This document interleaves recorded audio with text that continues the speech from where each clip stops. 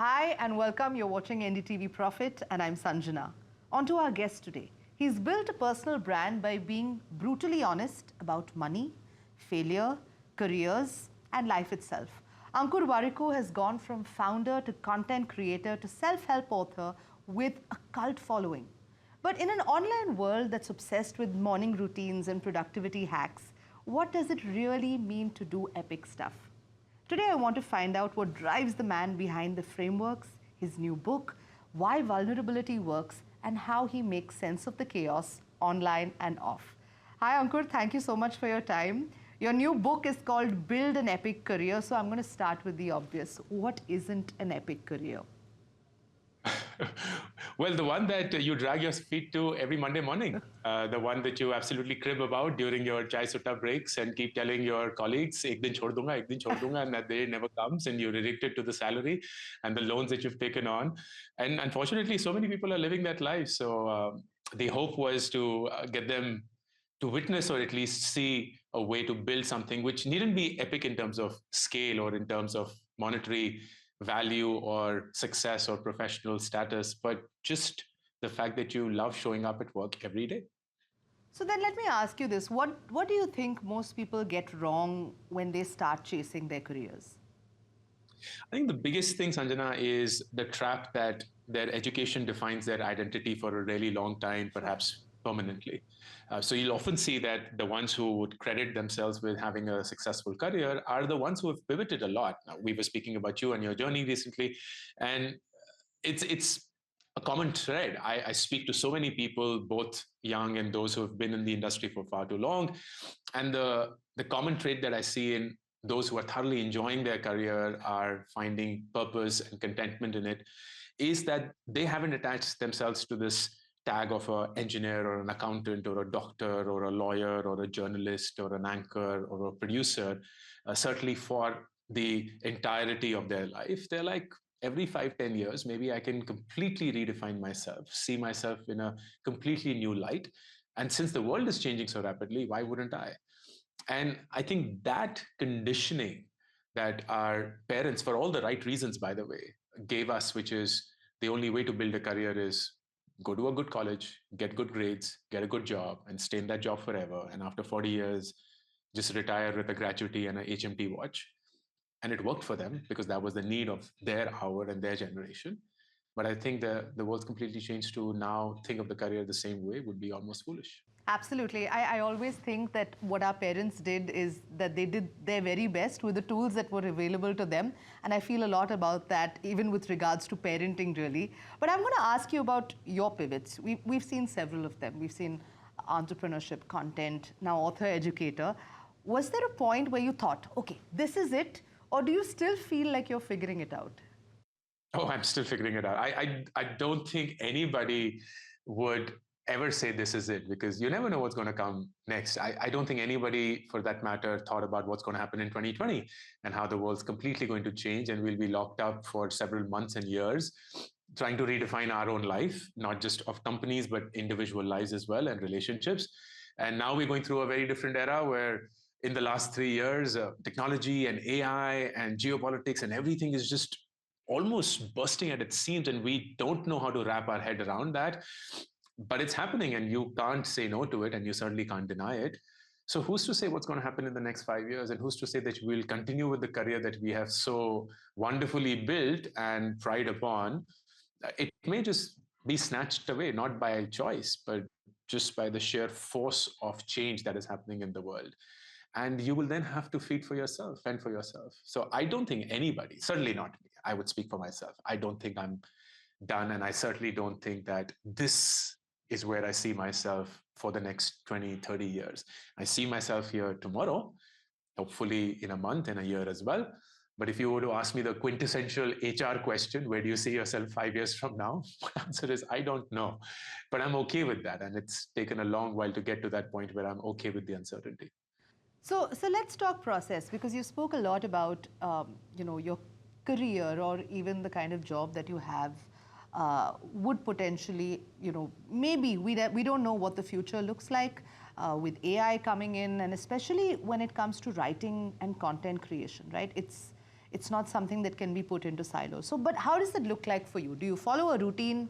Do you ride the wave when inspiration hits?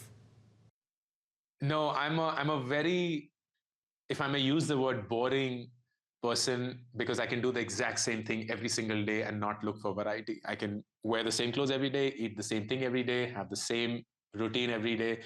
And that actually, I believe, is my superpower, because I don't look for variety. I don't crave for it. I certainly don't get bored by it. So I have a very specific schedule for how I live my day, and it works for me. And I think the big mistake that people make when they look at the routines of others is to believe that that's the routine that can make them successful. No, it made that person happy, that person productive, that person successful. But the reason why that happened was because that routine worked for them. And that means the definition of a routine is not pick up meditation in part, reading in part, physical activity in part, healthy eating in part, and all of those nice things that we feel are part of a routine. It is to identify what all do you truly feel is important for you, and figuring out a way of doing that that works for you, that you enjoy doing, that you don't have to drag yourself or be like, oh, one more day of doing this, but instead you just look forward to it, whatever shape and form it is. And if you were to then go on that search, that journey of finding that routine, that schedule for you, it will work for you. And it will work for you in a way that anybody else who picks it up and believes that it will work for them as well will struggle to make it work, because it's so unique and personal to who you are. So now that you're talking about, people that are probably mid-career and mid-burnout, I'm going to say, and they're feeling stuck. They don't hate what they do, but it doesn't light them up either. What would you say to someone in that space? The example that I often use, Sanjana, is if, God forbid, your house was on fire and every loved one was inside, trapped, would you be looking for advice on what to do? And the answer is no. Would you be picking up a book or watching a YouTube video on how to protect or save your family members from fire? No, none of that will be important. You'll simply go, do your best, perhaps even give your life to save your loved ones, because that's what the need of the hour is. So anytime where you don't have to make a choice, you will always be in this limbo. If you're not forced to make a choice, you will almost always settle for what seems like safety and security, stability. That's the reason why in personal finance, so many people go for, say, a fixed deposit. I have nothing against that. But to assume that a fixed deposit is a way of investment is foolish, because it isn't. It's only giving you the sense of security and stability, because it gives you a predictable, consistent, constant rate of return, and you see your money growing constantly. But it doesn't even beat inflation. So it's certainly not a way for you to grow your money. But if you had to grow your money and go into the stock market, you have to take a risk. You have to deal with that volatility. You have to put your heart out and be like, oh my God, the market's up, the market's down, my portfolio is red, my portfolio is green. And all of those ups and downs that come with investing in something that's volatile. The same thing goes for a career as well. So my first admission will be, if it's important for you, it will happen. If it's not important for you, you will keep saying it will happen one day. But the way to make it happen is not to quit your job, to go follow your passion and all of those dramatic motivational quotes that we read everywhere. No, I genuinely feel quitting your job to follow your passion is the worst career advice anyone can give, because it's not practical, it's not grounded in reality. Stick in your job, and because it doesn't hurt you, it doesn't mentally, physically exhaust you, stay put. But take out time for yourself, your nights, your weekends, your holidays, and start thinking of things that you would want to do, things that interest you, things that you perhaps were always good at, but somehow you shelved it in one corner. And become a student.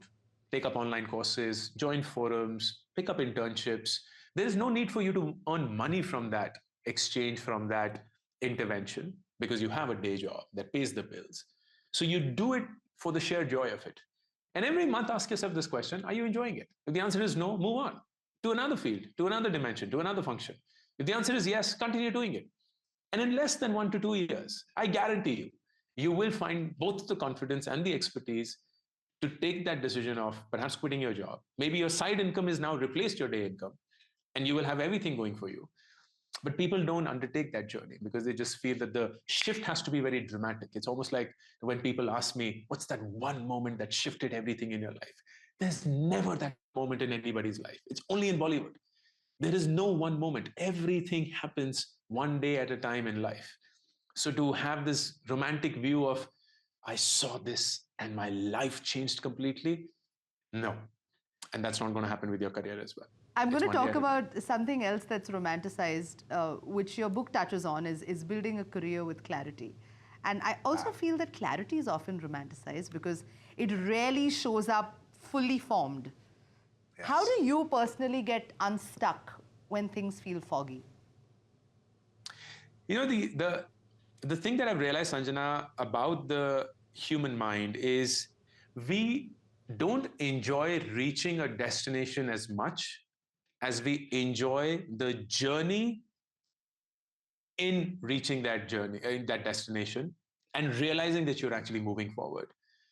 It's a fascinating concept because when you hit a certain destination, a certain goal, a certain target, yes, there is joy, but that is very momentary. It's temporary. But that feeling on being that path towards that goal, towards that target, and recognizing that you're progressing, that is a far more permanent or certainly a far more lived experience than what it is to hit that. And I think the big mistake that people make, and that's largely because the world sells us that dream, is that car, that bank balance amount, that house, that vacation, that phone, that brand. So it's always this end goal. It's never selling that journey because this journey is not exciting. As there's a beautiful quote in the book which says, everybody is jealous of your destination, nobody is jealous of your journey. Because nobody cares about your journey. Nobody wants to know your journey. They just want to see the billionaire tag, the unicorn tag, the status, and be like, I want to be that person. So my way of unstucking, if I ever find myself stuck, is to simply look back and see how far I've come along. And that's only going to happen not if I do that one day, if I actually keep a log of my progress every day, every week, every month, every quarter, every year, and to recognize that at this age, I'm 44, I am nowhere close to, forget the 24-year-old or the 34-year-old. I'm not even close to the 40-year-old Ankur, less than 4 years back, who I feel was a complete doofus, and I'm embarrassed at who I was at 40. And that just tells me the distance that I've traveled in the 4 years and the progress that I've made, irrespective of where I am in life right now. And I think that is something which people don't have much in their life, either through their company of people constantly telling them, do you recognize how far you've come along? Do you recognize who you were? Do you recognize the foolish decisions you used to make? Or just keeping a log of your own decisions and realizing that you're so much smarter than you were before. 100%. I'm going to change gears now because I'm going to talk about what's being discussed in popular culture. And there is talk now of the push for longer work hours, as suggested by, we've seen some stakeholders, some leaders. Is it sustainable for startups aiming to foster innovation and creativity? Now, let's go by the science and the research. The science and research is very clear about it. It says that after 50 hours a week, your productivity starts to diminish by 20% for every 10 hours that you put in. So clearly, the science is suggesting and the research is suggesting that productivity goes for a toss as you extend your working hours in a week. Now, whether that applies to the Indian context, this is not an India-based research. I'm not an expert, so I can't. I'm just quoting something that I've read. But let's try and examine the statement from multiple stakeholders because that's the context which is far more important. When you have founders talking about the fact that I got here because I worked for 70, 90, 100 hours and I did not see my partner for years and I did not live the life of either a father or a mother or a husband or a wife, those are real facts.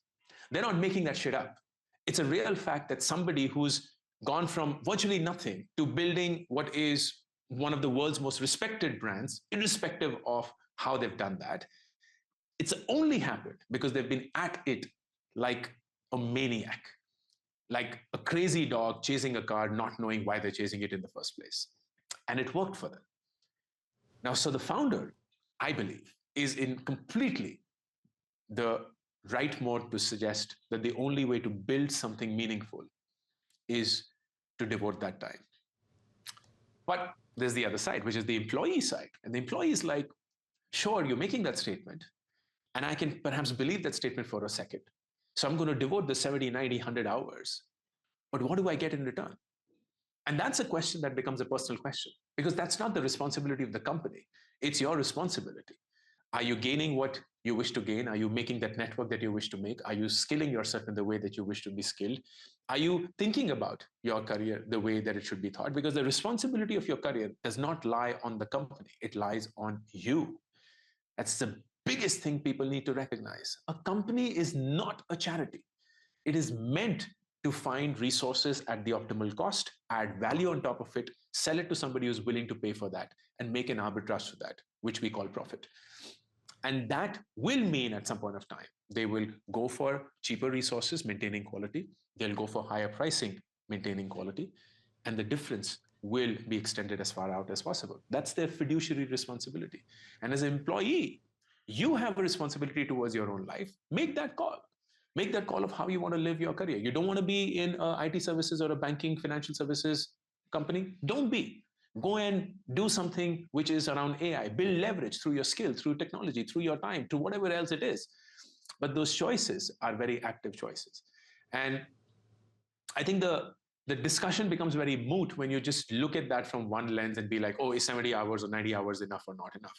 Clearly, the ones who have made it have spent those hours. They're not saying this from this moral high ground of, oh, if they don't have food, let them eat bread. No, they have eaten that same grind and gone through it and rolled up their sleeves for donkey's years to get to that point. So they're saying it from experience. That's their temperament. That's what's worked for them. It's your choice whether it works for you or not, or whether you want to play that game or not. So I think it's a very complex, not certainly a straightforward statement to consume. And that's why I remember making a video on this on YouTube. And I showed the dimensions of the employee, the employer, the government or the country, and the family. And these four dimensions are the ones that you need to bring in to truly understand why the 70, 90 hours statement makes any sense or not. And you will see that some parties actually benefit from that commitment, some parties don't. And it's your choice where you want to be and how, because no one's forcing you to do that. So then, would you say then that in this case, let's talk about the conversation and the comments around startups, right? Would you say then that the perspective that was discussed aligns with the realities faced by startups, especially in terms of funding and scaling challenges? So let me start with the admission, and I've been in the startup ecosystem for now nearly 16 years. Started up in 2009 when it was not cool to start up, when people didn't even know what the spelling of an entrepreneur is, let alone pronounce it. To this day, where founders are celebrated, where we have founders enjoying the same space and status as celebrities, not just politicians or sports people or performers, but even businessmen. Businesses hire 10 times than what the startup has, but the startup founder is like the coolest thing ever. So it's a very different era to be in. But that also leads to the misconception that running a startup is easy, that it's a great way to make money, it's a great way to get fame, it's a great way to have status in the society. And I have to start with this absolutely important disclosure. Running a startup is intensely hard. Making money from it is intensely hard. Getting people to pay for your products and your services is intensely hard. Creating a brand is intensely hard. Making a profit is intensely hard. Giving a return on capital to your investors is intensely hard. Making money for yourself and your employees is intensely hard. The odds are so poor that I have no reason of why somebody would do that. Somebody in the right mind would do that. So I feel that a lot of people today are just driven by the glamour and the coolness of what a startup has to offer and what being a startup founder means suddenly. But the grind is not something people are ready for. It isn't something that they're fully aware of. It isn't something that they completely recognize. So when people talk about India and startups and disruption and innovation, I would be the first one to admit that it's happening in pockets which are extremely small. They're happening in very small areas, and most of them, unfortunately, are not even discussed. You would not even know of the best startups doing meaningful deep tech work because their names are not popular names. They are not retail businesses. They're selling B2B. They're behind the scenes. They're not listed. They have not raised a lot of money, or even if they have, it's been from people that you perhaps don't know of, or news that never reached. And the ones that are celebrated or spoken about are most often than not going to rise up to a meaningful size and scale for no fault of theirs. It's just the fact that we're still a poor emerging country, that there's a very small percentage of households that have the disposable income to make a business big enough by just their strength and their size. And we're still not there from a make in India, sell outside of India. While software has done that commendably, but a lot of other industries and companies just struggle to get there in the first place. It just sounds very easy on paper, but once you get into it, the details are shockingly immense and intimidating. Final one, Ankur, before I let you go.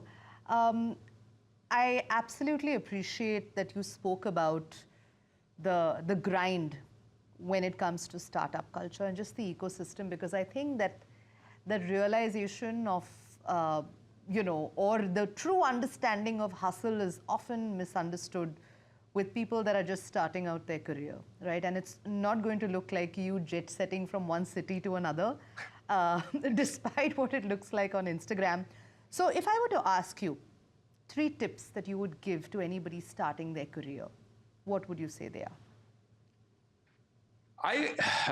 There's a long list that I can share, but if you were to bring it down to 3, I'll start with the first one, which is what my first manager after I finished my MBA told me. And it stayed with me because I believe it's the most important lesson that I've learned, not just about my career, but also about life.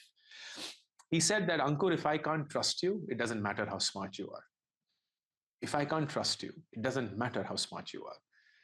And I think that's the cornerstone of building a career. A career is not so much about a single player game. A career is a multiplayer game. A career is where you're working with people who do not know about you fully, who have a very faint understanding of what you've been through, what you've done, what do you intend to do, and so on. So the undercurrent that will always be there, and the thing that will precede your reputation, will always be the trust factor that people who worked with you have in you. And it's not a surprise that most of Indian businesses, both successful, very large ones, they have been built largely on trust. If you think of what is the most trusted brand in the country, and there is only one that most people think of, the fact is not that they are trusted. The fact is that we trust them so much that we are ready to buy cars from them, hotels from them, education from them, salt from them, chemicals from them, steel from them, airlines from them, hospitality from them. It's ridiculous how much we're willing to place an importance on that trust that we have. So optimize for trust. Get to a point where people can trust you. That if I have given Sanjana something, I know it in my blood that she will figure out a way to do this. Number 2, and it's incredibly important, don't spend time with people who are like you. That's what we tend to do. When we go on social media, when we consume all the content, when we hang out with our department, with our team members, we're just hearing the same things that we know. We're in the silo, we're in the frog in a well mode, and we think that the well is the entire world. Spend time with people who are nothing like you. Spend time with people who are very different from you, because they know something about the world that you don't. And that will only broaden the way that you think about the world. That will expose you to everything that lies outside of your comfort zone and outside of your understanding, because the world's changing so rapidly that you cannot do everything on your own. You have to stand on the shoulders of others. And it's only going to happen if you spend time with people who are very different from you. And number 3, do not be in a hurry to settle. This is the biggest advice that I would give to people in their 20s. In our culture particularly, we're constantly told, settle, settle, settle. Like, finish a college, get a job, settle. Find that job, get married, settle. Find that partner and now have kids, settle. Buy that house, settle. Buy that car, settle. We're always looking to settle. And what that does is it puts timestamps on our life. That 25, you ought to do this, 27 ought to do this, 30, you ought to do this, 35 ought to do this. So everyone's in a rush, and everyone's stressed, and everyone's anxious, and everyone's complaining, and everyone's confused. What you need to do is recognize good things will always take time. To the point that you were making, that clarity is never going to come overnight. Clarity, by definition, is a process that takes time, because you will only realize who you are, how the world works, and where you fit in over a period of time by testing multiple ways of doing the same thing or doing different things by being the same person. So please don't be in a rush to settle and to find your identity. It's totally okay for you to take your time. It's totally okay for you to have multiple identities in your life. It's totally okay for you to not have an answer when people say or ask, what do you do? And you'll be like, how much time do you have? Because I am this and this and this and this and this and this, and I love all of it. But one of this pays my bills, and the other one feeds my life. I'm going to take this advice as somebody in their 30s, late 30s as well. I am glad. Thank you so much for that. I was writing it all down furiously. Thank you so much, Sanjana. Ankur Warikoo, thank you so much. Insights on trust, diverse perspectives, patience in decision-making, these valuable lessons for navigating careers and life. Really enjoyed your emphasis on intentional growth and meaningful connections, only reminding all of us, and hopefully to you as well, my audience watching, that success is not just about speed, it's about clarity and consistency. That's not going to show up in short bursts. Thank you so much for tuning in, and until next time, keep learning, keep evolving, and build with purpose.